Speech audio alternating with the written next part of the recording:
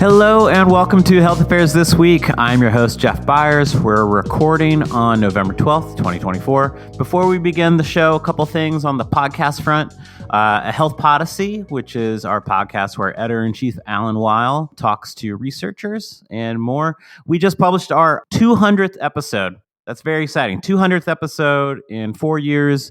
The guest is Limor Daphne. She's talking about vertical consolidation. Please check that out. And also this week, we released the first episode for season 2 of our series called Research and Justice for All. You may remember we released the first series of Research and Justice for All, which focused on private sector solutions when it comes to systematic injustices. This season, we're talking about the drivers of health.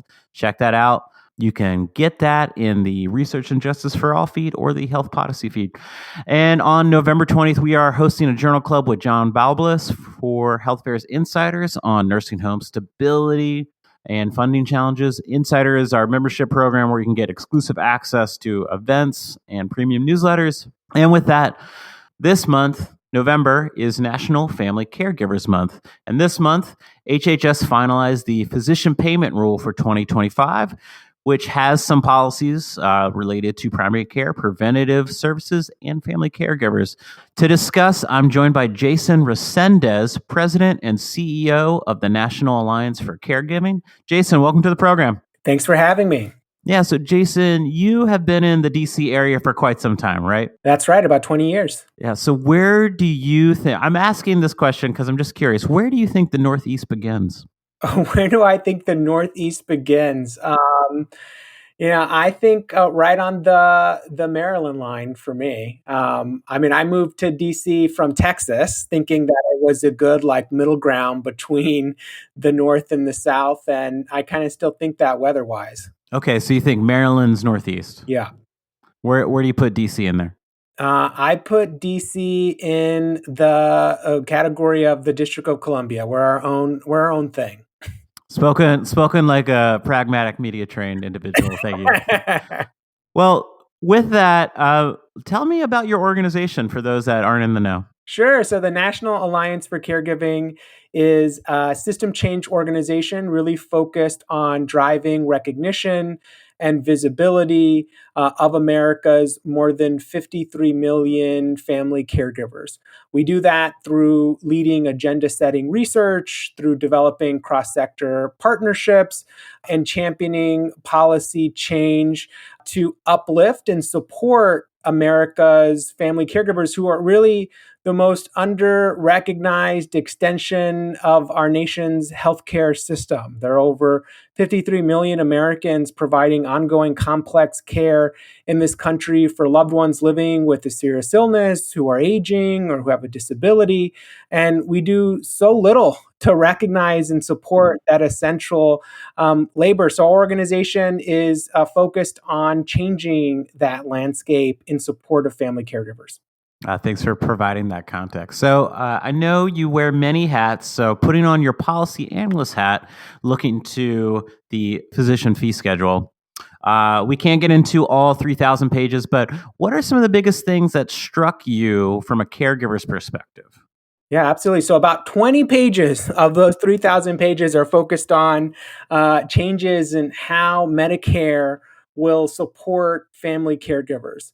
I think one of the biggest developments is something that's continuing from 2024, where new reimbursement codes were finalized for providers to be reimbursed for identifying and training family caregivers and carrying out, their day-to-day tasks of supporting their loved ones navigating a disability or serious illness.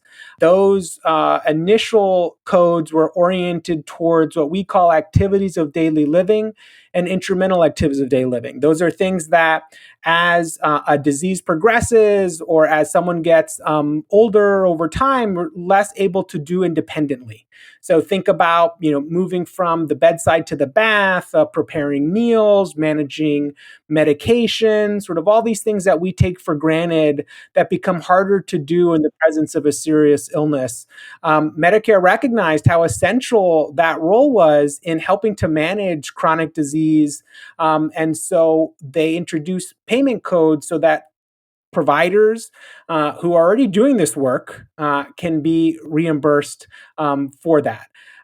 What I think is exciting about the new physician fee schedule that'll go into effect January 1 is that they built on that progress by moving beyond just support for activities of daily living to also recognize that over 60% of family caregivers are navigating and assisting with complex medical and nursing tasks. Really work that traditionally was done in acute care settings, which more and more is moving into the home. So think about moving from the bedside to the bath to changing a PICC line, to ensuring that a port is clean for administering complex breakthrough therapies and medications. These are things that really are the purview of acute care settings, but are happening in the home more, and they're complex.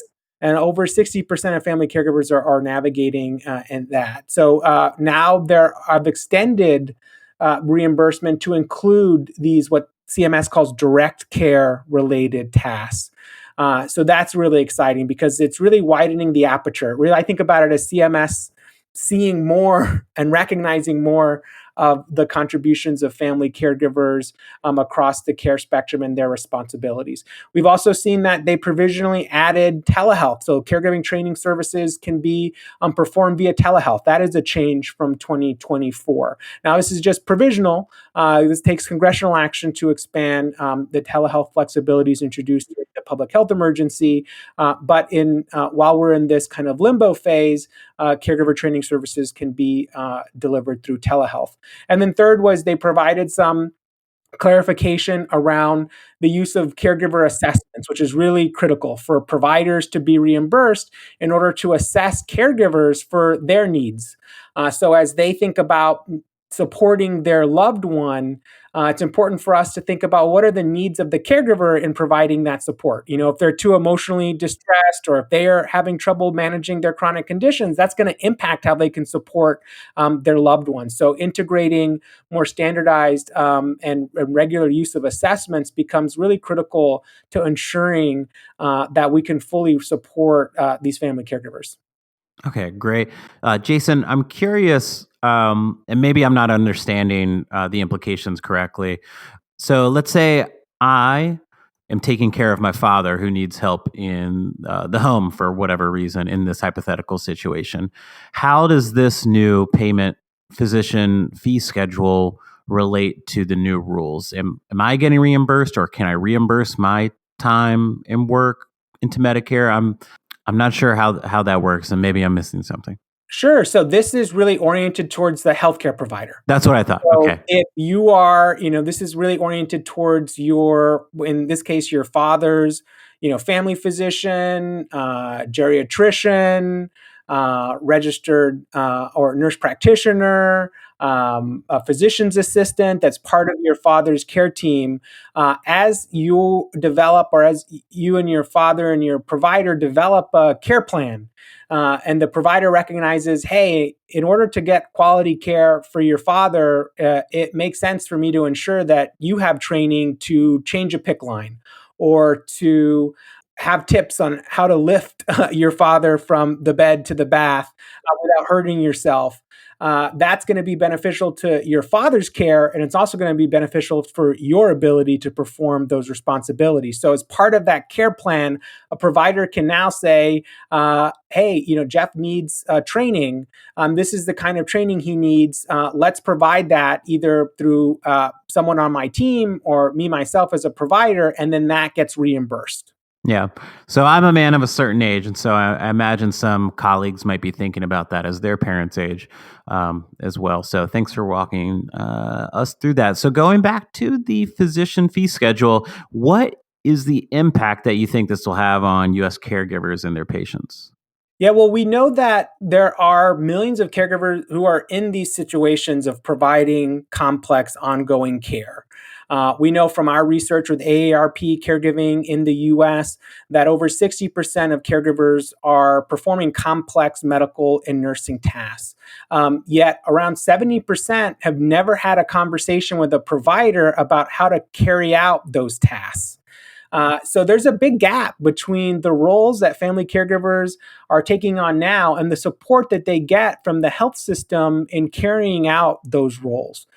So we think it's important that we put in place system changes to close that gap. And reimbursement is one tool in that toolbox to incentivize the health system and providers to identify caregivers who are performing those complex tasks and offer training in order to address, the impacts. So one, the impacts are the quality of care that the care recipient receives. And then second is the impacts on the family caregiver. So we know caregivers who are providing complex medical and nursing tasks are more likely to experience emotional distress. They're more likely to experience isolation. So training can help address these negative impacts of providing care without support. So I think the promise is increased access to training and education for caregiving roles that are really essential to the healthcare system and the way that care is delivered today in this country. The challenge is, though, is going from a policy in a 3,000 page physician fee schedule to changing the everyday lives of family caregivers. And that's where our work as an organization continues to drive awareness and adoption of these new codes. So there's opportunities for CMS, for health systems, for payers to start to develop infrastructure for implementing these codes. And that's what we're championing. We're championing the importance of learning networks. We're championing the importance of implementation toolkits across systems. We're leading an effort in the cancer space to bring health systems together around implementation and learning around these new codes so that we can ensure that policy change in DC trickles down to the realities of, husband helping to provide care for his wife living with cancer, for a father providing care for his daughter who just had a liver transplant. We need to do more to ensure that policy results in real change for family caregivers, but we can't do that without the policy in place first. And so that's the exciting part about these developments. Yeah, I had noted in your reaction statement that you had said many providers remain unaware that Medicare can even pay for these caregiving services. One of the things that we were talking about, or one of the things that came up as you were talking that made me question is, what do healthcare industry and providers look at with these caregivers and integration? So there's a little bit of education, but also how does actual integration of these family caregivers into the current healthcare landscape, what does that look like? Yeah, really, I think across the board, it's not robust enough in terms of the healthcare system recognizing the value of family caregivers across the board is really limited, but it's changing. And it's changing because of policy change. It's changing because of national efforts, including a national strategy to support family caregivers, which was released in 2022. And goal 2 of that national strategy is greater integration of the caregiver into care teams. But it's still fragmented and uneven. In some areas like dementia care, we're seeing models to incentivize a coordination of patient, provider, and caregiver supports through reimbursement, through something called the guide model. So that's a really big shift in dementia care, where we know caregivers are really essential to patient outcomes in dementia. We see something similar in a transplant care, where in transplant, it's an example of an area of U.S. healthcare where there's an expectation in order to be eligible for a transplant, you have to identify a family caregiver in about 99% of transplant cases. So here's an example where the health system and providers are saying caregivers are really critical. They're so critical that you can't have this transplant unless there is a caregiver in place.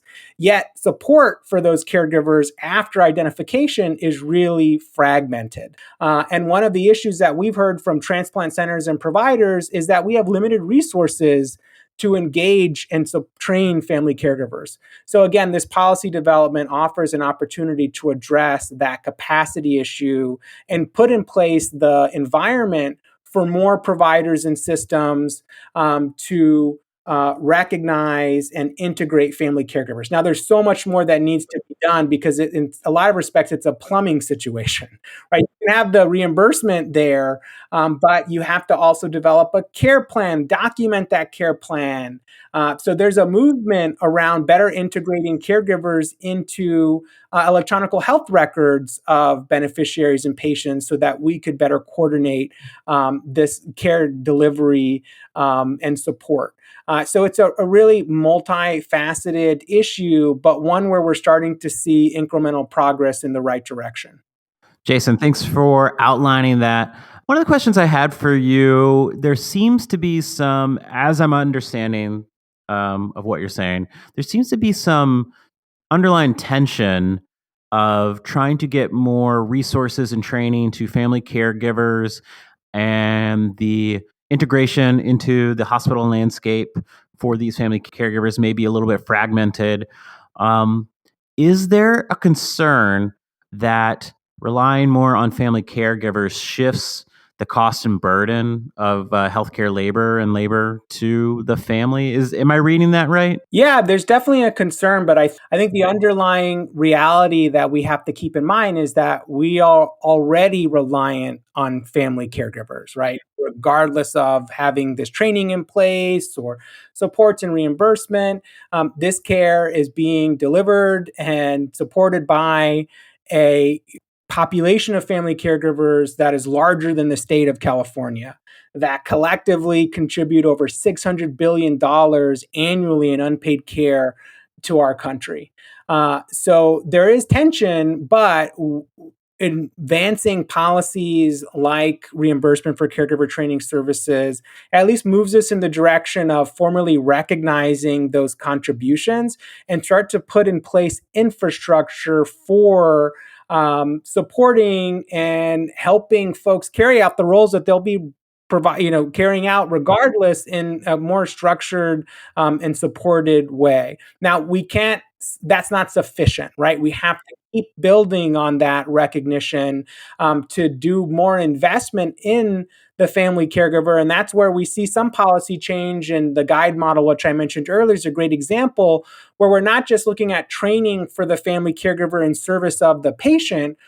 Part of that model is assessing the caregiver for what their needs are and referring them and paying for things like respite services, which are, really caregiver-centered support. So that we have to continue to strive as we develop new policies at the health system level is to ensure that caregivers are seen as worthy of support themselves, not just through the patient lens. Certainly there are patient outcomes that we need to make those investments. And so that takes, that can be in the form of respite, investing in respite, in the form of caregiver focused supplemental benefits through Medicare, Medicare Advantage, a strengthening Medicare benefits through traditional Medicare in support of family caregivers.